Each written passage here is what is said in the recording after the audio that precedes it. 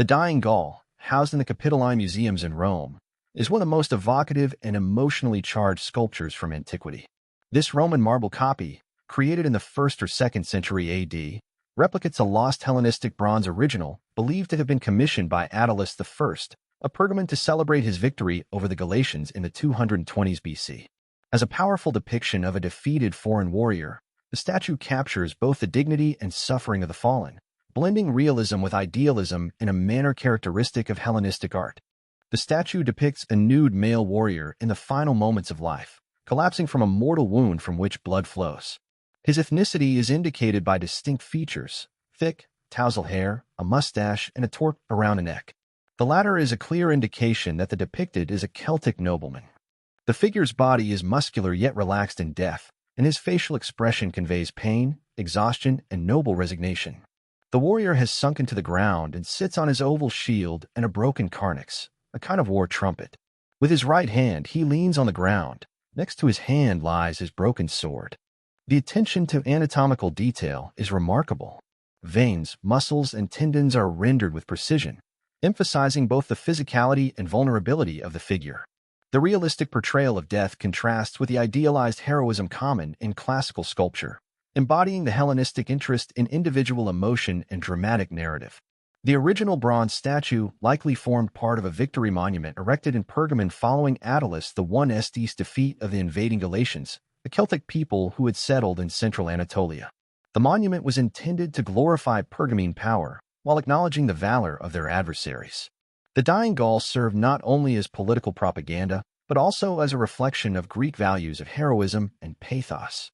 Such sculptures transformed defeated enemies into noble and tragic figures, enhancing the victor's glory by the quality of the opposition.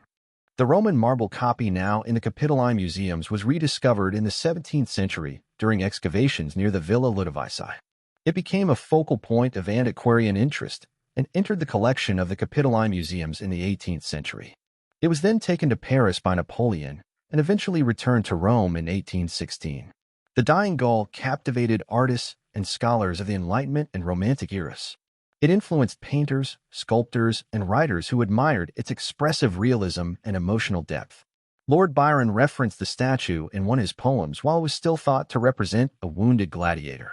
The sculpture also reflects the Roman fascination with Greek art and their tendency to preserve and replicate masterpieces of the Hellenistic world.